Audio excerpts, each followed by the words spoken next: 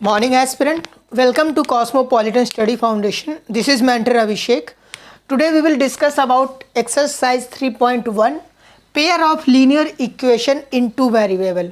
Yesterday we discussed about exercise 2.3 where we discuss about polynomial equation and biquadratic equation.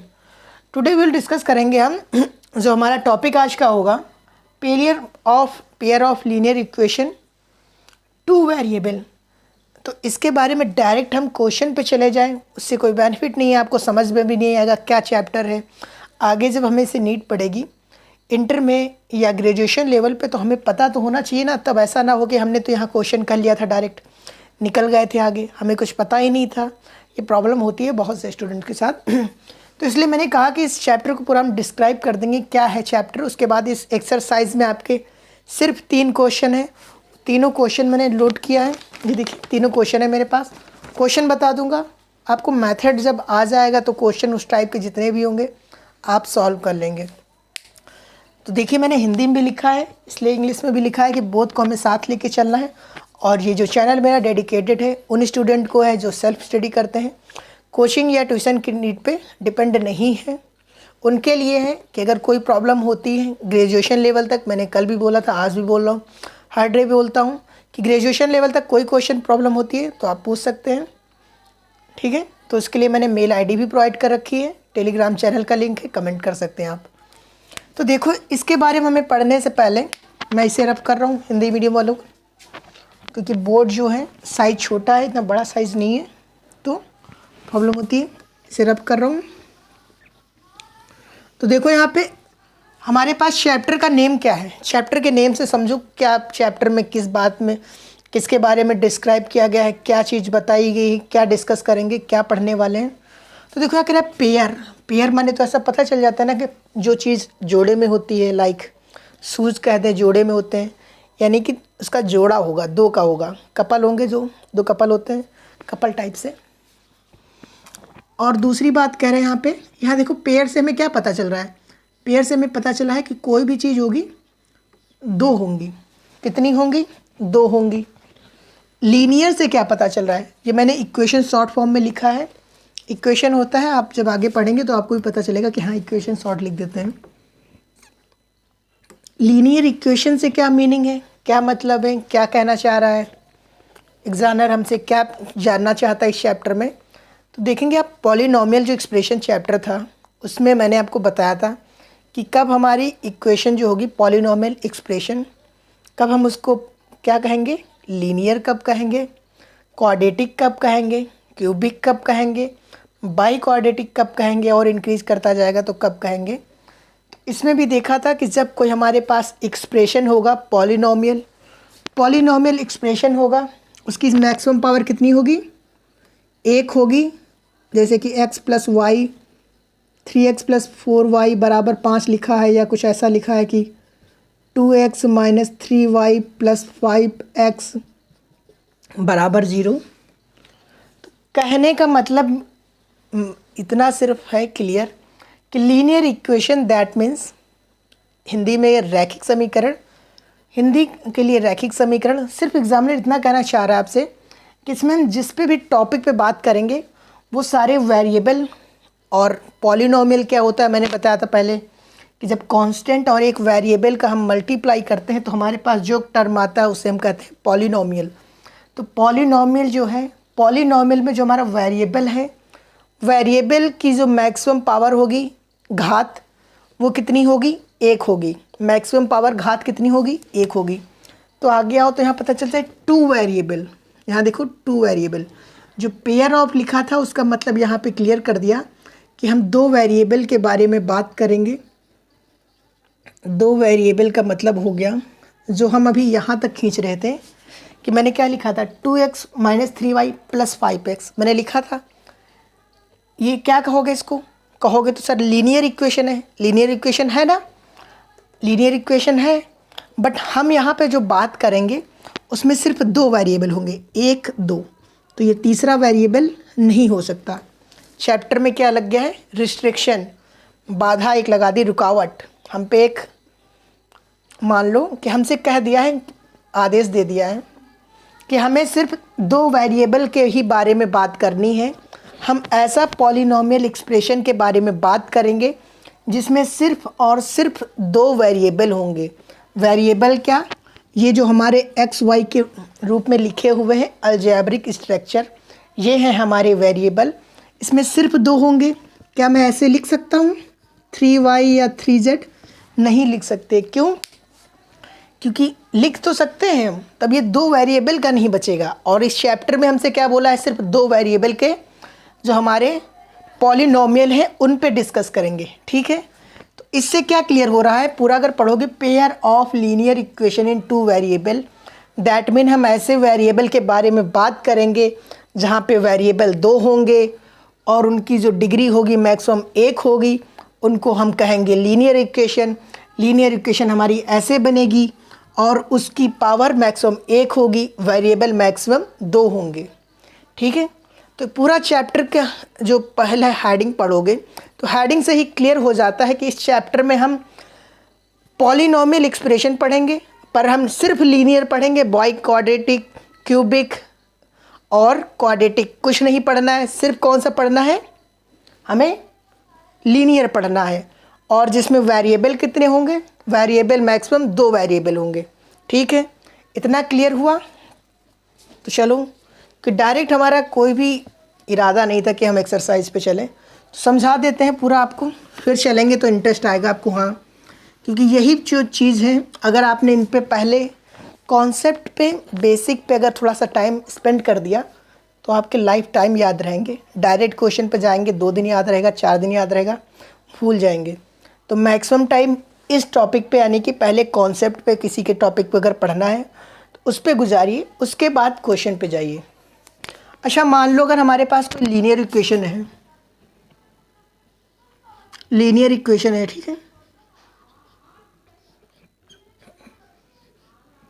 हमें पूरे chapter में linear equation पे ही बात करना है। तो मान लो कोई लीनियर इक्वेशन हमें जब देगा, किस फॉर्म में देगा? ऐसे हुई ax plus B Y plus C, क्योंकि वेरिएबल हमारे कितने हो सकते हैं? सिर्फ मैक्सिमम दो वेरिएबल होंगे। कांस्टेंट बढ़ सकता है, कांस्टेंट बढ़ाते जाओ, कोई दिक्कत नहीं है। ये क्या है? कांस्टेंट है। ए क्या है? कांस्टेंट है। बी क्या है? कांस्टेंट है।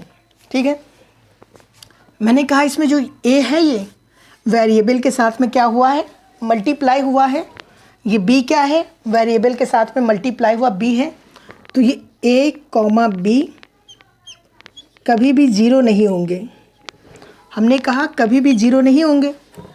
इतना डीप से आपको कोई भी इंस्टीट्यूट में या आपके कोई सर नहीं पढ़ाएंगे जितना मैं बता रहा हूँ। तो ध्यान से देखिएगा, कुछ टाइम लगेगा सर बताने की कोशिश क्या कर रहे हैं, ये सब क्या बता रहे हैं, कुछ काम का नहीं है, लेकिन बने रहना। 10 से 15 मिनट बाद आपको ऐसा लगेगा कि हाँ सर ऐसा लेवल का आपने बताया है कि आगे भी काम आएगा। ठीक है, हमने कहा देखो ये कभी भी ज़ीरो नहीं होंगे। तो आपने कहा सर ये क्यों ज़ीरो नहीं होंगे, रीज़न क्या है? हमेशा कोई भी अगर कोई थिंग आपसे बोल रहा है कि क्यों नहीं होगा, तो उसको सबसे पहले उससे रीज़न पूछिए। और इसका पढ़ने का हमारा मकसद क्या है, हम क्यों पढ़ रहे हैं, इसका रीज़न ज़रूर पूछिएगा आपको, जो भी कोई पढ़ा रहा है या जो भी जब बात कर रहे हैं। ठीक है, तो देखो मैंने कहा कि ये कभी भी इक्वल में ज़ीरो नहीं होंगे, हमेशा ज़ीरो से बड़े होंगे। कभी भी बड़े होंगे, छोटे होंगे, छोटे भी हो सकते हैं, बड़े भी हो सकते हैं, लेकिन कभी भी ज़ीरो नहीं होंगे। तो रीज़न क्या है? क्योंकि देखो अगर ये मान लो ए ज़ीरो हो गया तो एक्स क्या होगा? जब ए बराबर, ये देखो ऐसे रखा है ए इंटू एक्स, मैंने कहा ए बराबर ज़ीरो है तो ज़ीरो इंटू एक्स हो गया, तो एक्स बराबर क्या हो गया? ज़ीरो हो गया। तो पॉलिनोमियल जो हमारा एक्सप्रेशन था सिर्फ कितने का बन गया? एक वेरिएबल का बन गया ना। कितने का बन गया? एक वेरिएबल का बन गया। तो हम सॉल्व कैसे करेंगे? नहीं कर पाएंगे। दैट रीज़न हम कहते हैं कभी भी ये ज़ीरो के क्या होंगे? इक्वल नहीं होंगे, कभी भी ज़ीरो नहीं होगा। सेम ऐसे ही बी है कि बी को अगर हम ज़ीरो रख देंगे, ज़ीरो इंटू वाई करेंगे तो क्या हो जाएगा? हमारा वाई भी ज़ीरो हो जाएगा। तो ए एक्स बराबर सी हो गया। तो हम ऐसे तो कभी कर ही नहीं सकते। तो दैट्स वाई हम कहते हैं, क्योंकि हमें वैल्यू फाइंड करनी है, और वैल्यू फाइंड करने के लिए अगर यही ज़ीरो हो गए हमारे ए और बी कांस्टेंट टर्म, तो हमारी इक्वेशन गलत हो जाएगी। इस रीज़न से कभी कहते हैं कि ए कॉमा बी कभी भी ज़ीरो नहीं हो सकते। इतना आपके माइंड में सेट हुआ होगा। अब देखो इनको सॉल्व करने का हमारे पास कई तरीके हैं। देखो कौन कौन से तरीके हैं, सब बताऊंगा। जो टॉपिक हम पढ़ रहे हैं उस टॉपिक में कोई ऐसा पॉइंट नहीं होगा जो हम यहाँ पे छोड़ दें। मैंने कहा देखो इनको सॉल्व करने के 2-3 तरीके हैं हमारे पास। आपने कहा सर कौन कौन से? हमने कहा ग्राफिकल मेथड है जो आपने 9th में भी पढ़ा था, ग्राफिकल मेथड। ग्राफिकल मेथड आपने 9th में पढ़ा था, जिसमें हमारे पास होते थे वैल्यू हम पुट कर देते थे, हमारे पास बस काम हो गया। वैल्यू पुट करके लाइन खींच दी, हम देख रहे हैं किस पॉइंट पे कट कर रहा है, वो पॉइंट हमने कह दिया कि इन दोनों का मिडेस्ट पॉइंट है, ये वैल्यू होगी, इस पॉइंट पे टच करेंगे। ग्राफिकल मेथड हो गया। दूसरा हमने कहा देखो हमको जो यहाँ पढ़ना है अलजेब्रिक मेथड। कौन सा method? Algebraic method. Algebraic method Hindi वालों के लिए ये ग्राफी विधि है और ये वाला बीजगणितीय विधि, ठीक है।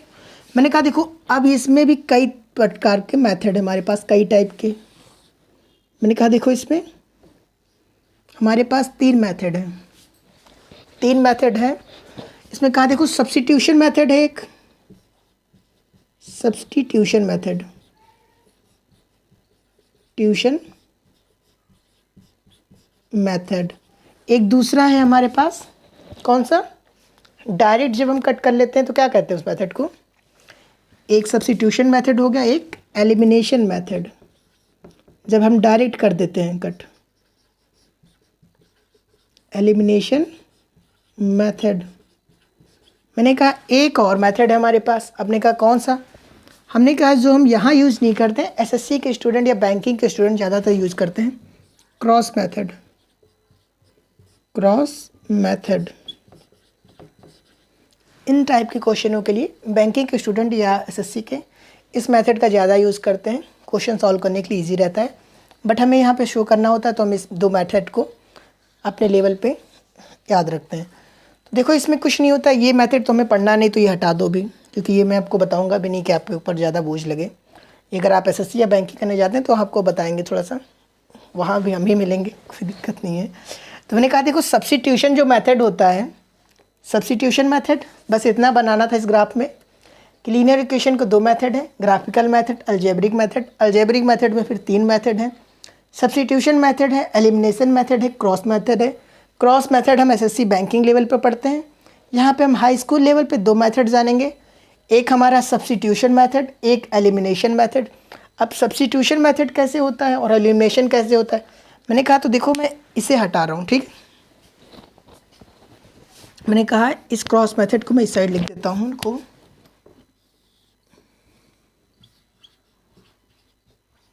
Cross method,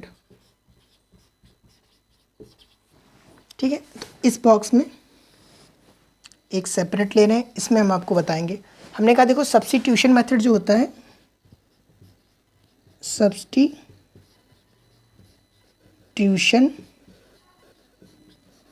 method, substitution method में क्या करते हैं हम, जैसे कि मान लो हमारे पास ये इक्वेशन देख रखी है कि x + 2y = 5, ये कोई इक्वेशन दे दिया। तो इसमें हम करते ये हैं कि हमने एक को हम सेट कर लेंगे। कैसे कर लेंगे? जैसे कि हम चाहें तो x को कर दें या y को कर दें। हमने कहा x बराबर हम ऐसे कर दें कि 5 - 2y, क्योंकि ये 2y क्या है इधर पॉजिटिव का है तो इधर जाएगा नेगेटिव हो जाएगा, यानी कि प्लस का है इधर जाएगा माइनस हो जाएगा। आपने कहा हाँ सर हो जाएगा। हमने कहा देखो x बराबर कितना हो गया, आपने कहा सर 2y हो गया। हमने कहा ये x बराबर जो 5 - 2y हो गया, अब ये x बराबर इस इक्वेशन में रख दो, इसको यहाँ पे इक्वेशन 1 मानो, इक्वेशन 1, और फिर हमको ऐसे सेट कर लो कि x बराबर ये 5 - 2y आ गया। अब ये इसमें पुट कर दो, लिख दोगे यहाँ की putting the value, putting the value in equation 1 लिखोगे। तो कैसे पुट कर दोगे तो क्या हो जाएगा, 5 - 2y + 5 = एक सेकंड, ये 5 - 2y + 2y = 5। ऐसे पुट करोगे तो आपकी वैल्यू आ जाएगी। बट यहाँ पे मैंने रैंडम नंबर लिया है कि कुछ और नंबर चेंज कर दो, जैसे इसको प्लस का 2y कर दो तो उधर जाएगा, माइनस का 2y हो जाएगा। मैंने रैंडम नंबर लिया है तो इस रीजन से इस प्रकार का y कट जा रहा है, अदरवाइज़ y कटेगा नहीं आपका, ठीक है। y क्या होगा, कटेगा नहीं। जैसे मान लो यहाँ पे हम 5x ले लें तो कटेगा क्या, अभी 5 नीचे आ जाएगा ना। तो रैंडम नंबर लिया है, ऐसे सेट करके आप करोगे, ठीक है। तो यहाँ से आपकी x की वैल्यू आएगी, इसमें ही जानना चाहो तो ऐसे आ जाएगा, फिर ये नीचे 5 आ जाएगा और यहाँ पे जब रखोगे तो 5 माइनस 2y प्लस 2y बराबर ऐसे होगा। नेक्स्ट स्टेप में देखो, ये 2 इधर कर दो, 1 सेकेंड, ये 5 करोगे, 5 है। तुमने कहा देखो ये 5 जो है इधर 5 माइनस 2y प्लस का इधर कर दोगे, 5 दूनी 10y, 5 इधर जाएगा 25 हो जाएगा। हमने कहा नेक्स्ट स्टेप में 10 में से 8 जाएगा, 8y हो जाएगा और इधर जाएगा कितना हो जाएगा, 5 जाएगा जब 20 हो जाएगा। तो y बराबर हमारा क्या आ जाएगा, 20/8। ऐसे ये हमारा सब्स्टिट्यूशन मेथड होता है। सब्स्टिट्यूशन मेथड का मतलब ये है कि हम जैसे कि x बराबर, ये हमने x की फॉर्म में ही सबको चेंज कर लिया, उसके बाद हमने x की वैल्यू इक्वेशन में रख दी, सॉल्व कर लिया, y की वैल्यू आ गई। या हम चाहते हैं यहाँ पे तो ऐसे ही कर देते कि हम 2y बराबर 5 माइनस 5x ऐसे कर लेते, ऐसे कर लेते। और उसके बाद ये जो 2 है ये भी नीचे लाना पड़ता है यहाँ पे और उसके बाद हम ये वैल्यू जो पूरी है इतनी y के बराबर यहाँ पे पुट कर देते। ये हमारा होता है सब्स्टिट्यूशन मेथड। ये आप लगा सकते हैं एग्ज़ाम में, ठीक है, इसका यूज़ कर सकते हैं। इसे रब कर रहा हूँ, फिर बताता हूँ एलिमिनेशन मेथड।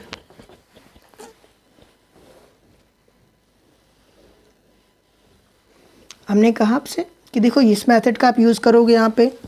अब किस क्वेश्चन में करना है वो आपको खुद देखना पड़ेगा, किस के अकॉर्डिंग हम अपना क्वेश्चन सेट कर सकते हैं। हमने कहा एलिमिनेशन मेथड तो बहुत इजी होता है, तो ये तो सबका फेवरेट होता है बट मेरा नहीं है। देखो एलिमिनेशन मेथड में क्या होता है कि हमारे पास 2 इक्वेशन होती हैं, x प्लस 2y बराबर 5 और यहाँ पे कुछ होता है कि x माइनस 5y बराबर 3। तुम क्या करते हैं, जब हमारे पास 2 इक्वेशन ऐसे होती हैं तो हम डायरेक्ट एक से एक को घटा देते हैं कि मानो ये इक्वेशन 1 है, ये इक्वेशन 2 है, 2 इक्वेशन है ऐसे।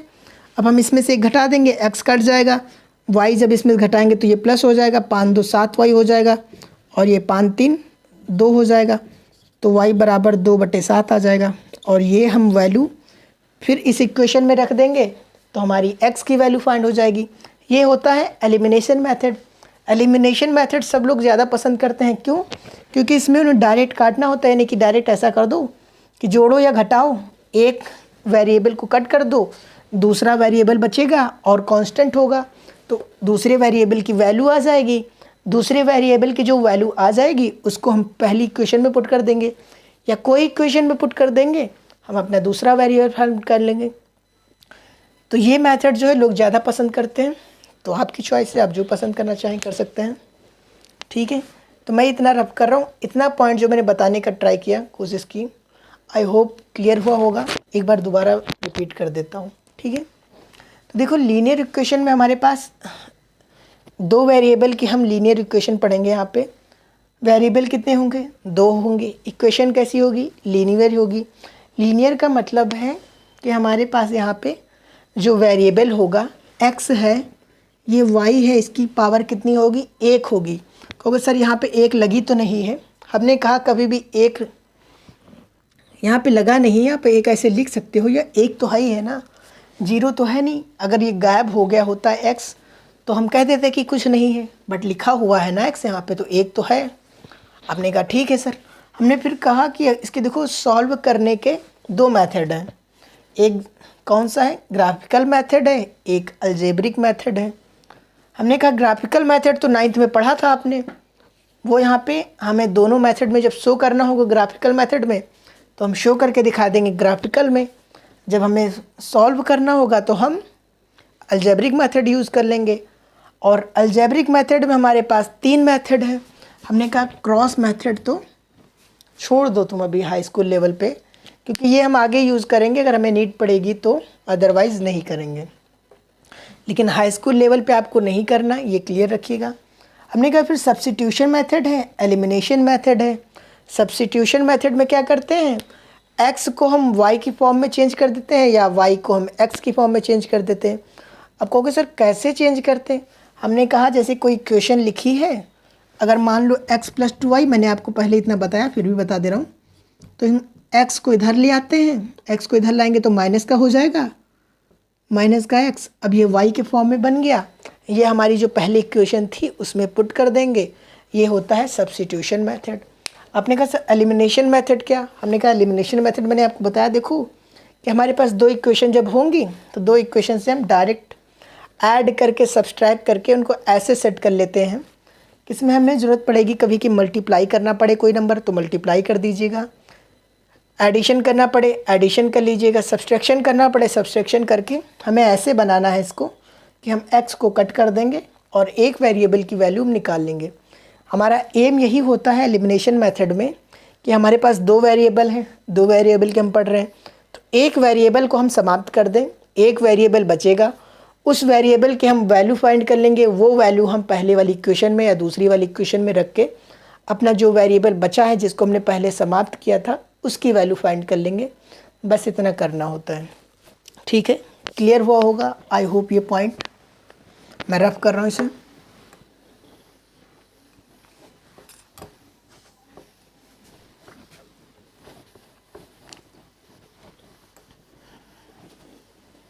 ये बिल्कुल बेसिक से पढ़ा रहा हूँ आपको, बिल्कुल बेसिक से। इससे नीचे डाउन कोई नहीं जाएगा, कोई टीचर नहीं जाएगा, आपके कॉलेज में तो बिल्कुल नहीं जाएगा। देखो तो फिर मैंने बता दिया। अब हमारे पास जैसे कि एग्ज़ाम का भी लेवल तो हाई हो रहा है, अब जैसे जैसे टाइम बढ़ रहा है एग्ज़ाम का भी लेवल हाई हो रहा है, थोड़ा हमारे बीच कंपटीशन भी बढ़ रहा है, तो इसमें क्वेश्चन आपसे भी इस टाइप के नहीं पूछे जा सकते, मे बी पूछे जा सकते हैं जो मैं बताने जा रहा हूँ।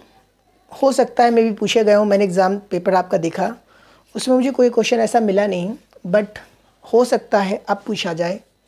तो देखो हमारे पास जो कोई एक स्ट्रक्चर होता है, जैसे कि लीनियर इक्वेशन जो हमारे पास है, लीनियर इक्वेशन, मानो कि हमारे पास दो लीनियर इक्वेशन हैं, कौन कितनी हैं? दो हैं। हमने कहा ऐसी होंगी, फिर ax + by + c = 0, एक और होगी ax + by + c = 0।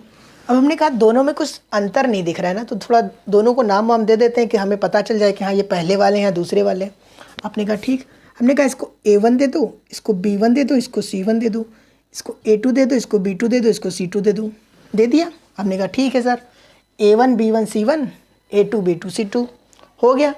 हमने कहा हमारे पास जो लीनियर इक्वेशन होगी उसमें हमसे क्वेश्चन पूछ लेगा एग्जामिनर कि हमारी जो लीनियर इक्वेशन गिवन है ये कंसिस्टेंट है कि नहीं। कंसिस्टेंस हिंदी में क्या कहते हैं? हिंदी में एक मिनट बताता हूँ, मैंने हिंदी वालों के लिए भी रखा है कि हिंदी में जो पूछा गया है, हिंदी में कहते हैं आशंगत। आशंगत हिंदी में आशंगत। मैंने कहा इंग्लिश में क्या कहा?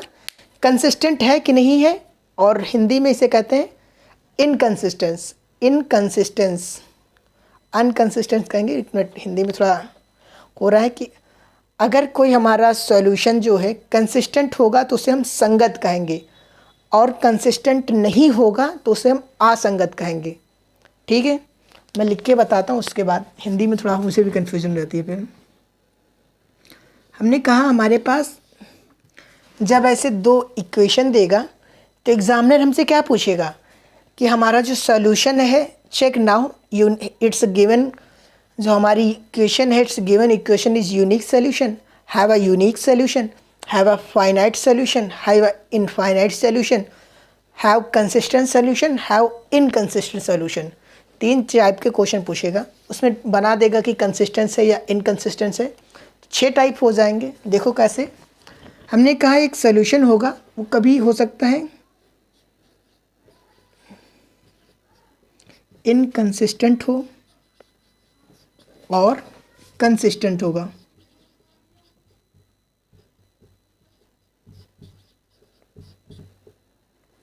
कंसिस्टेंट है या अनकंसिस्टेंट होगा, मे बी ये असंगत, अनकंसिस्टेंट है कि कंसिस्टेंट है। फिर आपको अगर कंसिस्टेंट है तो कहेगा यहाँ से हमें आगे फिर जाना पड़ेगा, निकालना पड़ेगा कि सॉल्यूशन जो है क्या है, इनफाइनाइट सॉल्यूशन है, इनफाइनाइट सॉल्यूशन है कि यूनिक सॉल्यूशन है, यूनिक सॉल्यूशन, यूनिक सॉल्यूशन। अब कब होगा कब नहीं होगा इसकी तो हमें बताना पड़ेगा ना, आपको कैसे निकालोगे। हमारे पास इसमें 3 टाइप के क्वेश्चन आएंगे। एग्जामिनर कहेगा यूनिक सॉल्यूशन है कि इनफाइनाइट सॉल्यूशन है कि अनकंसिस्टेंट है कि कंसिस्टेंट है, 4 हो जाएंगे। अगर हमारा सॉल्यूशन कंसिस्टेंट होगा तो उसमें हमें ये 2 चीज़ फाइंड करनी पड़ेगी कि सॉल्यूशन जो गिवन है यूनिक है कि इनफाइनाइट है। ठीक है, तो कैसे करेंगे, कैसे चेक करेंगे? देखो इसका सिंपल मेथड है। ये हमारे पास अगर कोई सॉल्यूशन हमें दे रखा है 2 इक्वेशन में, तो उसका हम देखेंगे जो हमारा ए है, A1 बटे में A2 बराबर C1 इंटू C2 के नॉट इक्वल है कि इक्वल है। यहाँ पे B1 by B2 not equal C1 by C2। हमने कहा देखो ये अलग है, ये अलग है, ठीक है।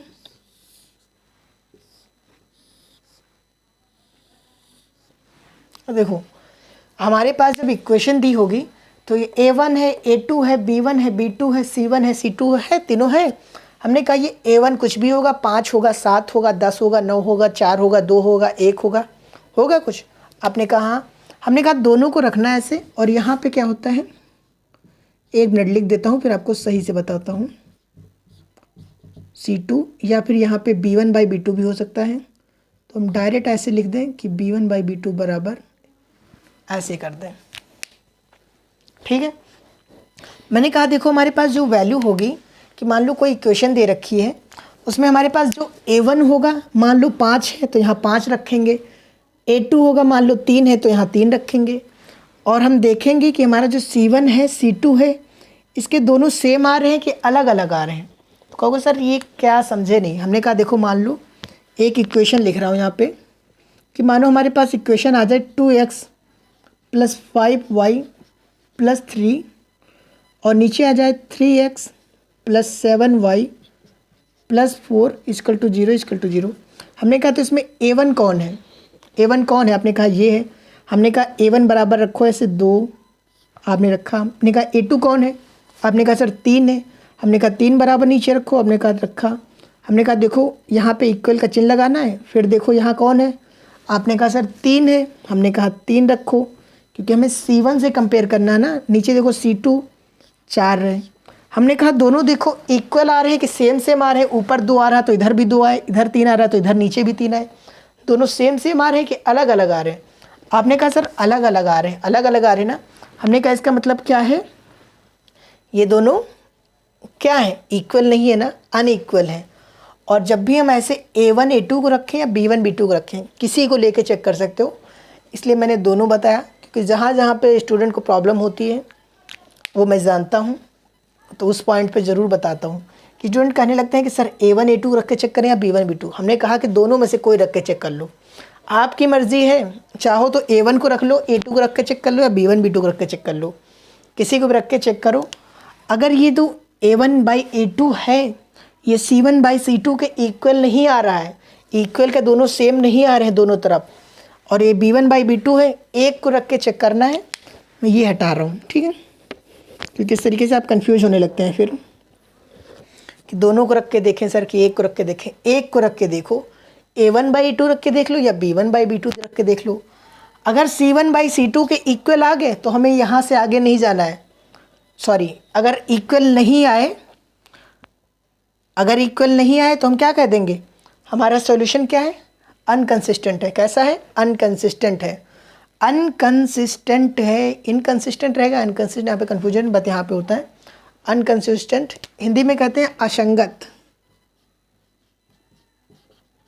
असंगत। अगर यहाँ पे हमारा इक्वल नहीं आया तो हम कह देंगे कि हमारा जो सॉल्यूशन है असंगत है, अनकंसिस्टेंट है और यहीं पे अपना सवाल हम छोड़ देंगे। अगर मान लो हमारा जो A1/A2/C1/C2 इक्वल आ गया, जैसे कि मैंने यहाँ पे बताया कि B1/B2 A1/A2 C1/C2, तो इसमें से एक रख के चेक करना है। वही मैंने लिखा कि चलो B1 हटा ही दो। आप जैसे ही चेक करोगे, मान लो दोनों इक्वल आ गए, कि यहाँ पे जैसे कि A1 लिखा है 2 बराबर C1 भी 2, हम नीचे 3 है, तो दोनों क्या हो रहे हैं, बराबर आ रहे हैं ना, कि B2/3 2/3 बराबर आ रहे हैं। तो यहाँ से हमें आगे जाना पड़ेगा।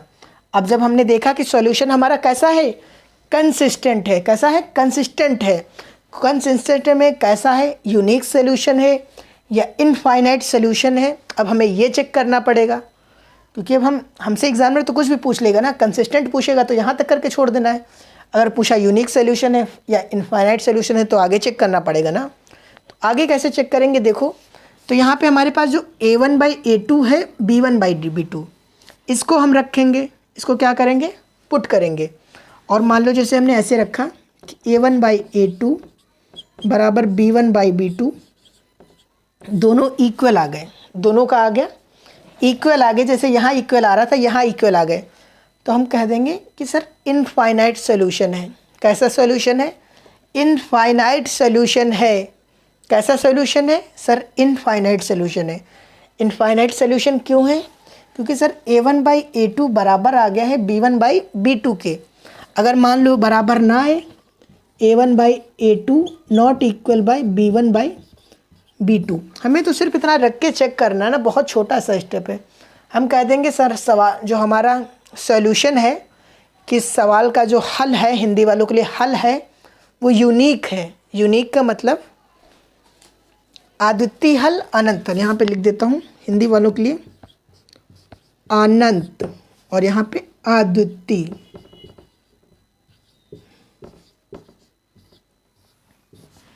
हल जो है अद्वितीय है, अनंत है।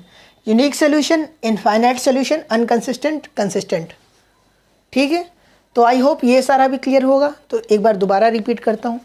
कोई हमारे पास दो इक्वेशन देगा, हमसे पूछेगा कि हमारा जो इक्वेशन है फाइनाइट सॉल्यूशन है कि इनफाइनाइट है, यूनिक है या कंसिस्टेंट है या अनकंसिस्टेंट है। हम क्या करेंगे, लीनियर इक्वेशन लेंगे।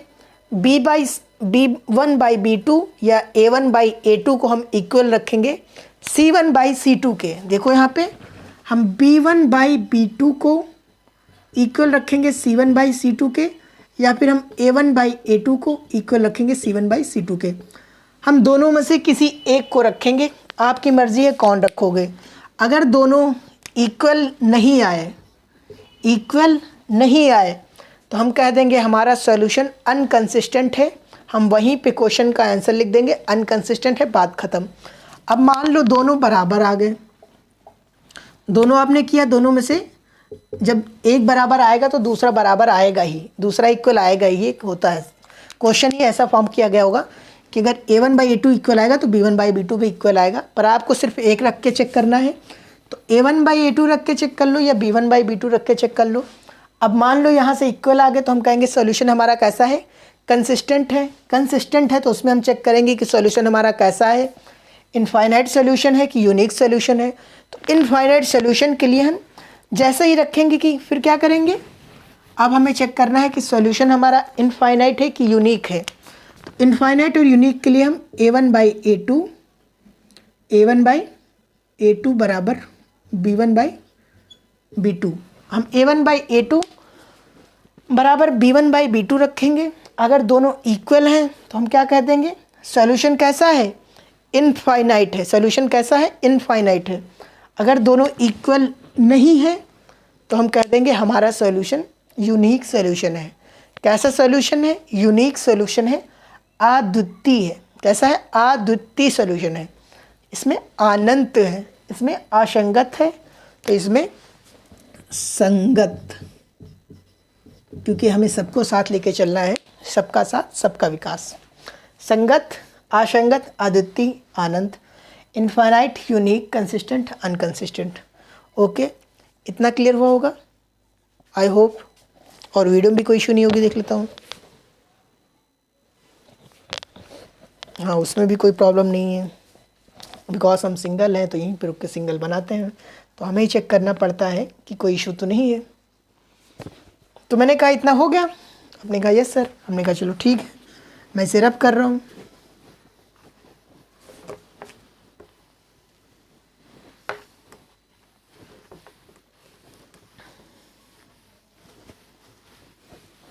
मैंने कहा अब मैंने आपको बता दिया है कि हमारे पास कैसे सॉल्यूशन होंगे, और जो इसका बेस था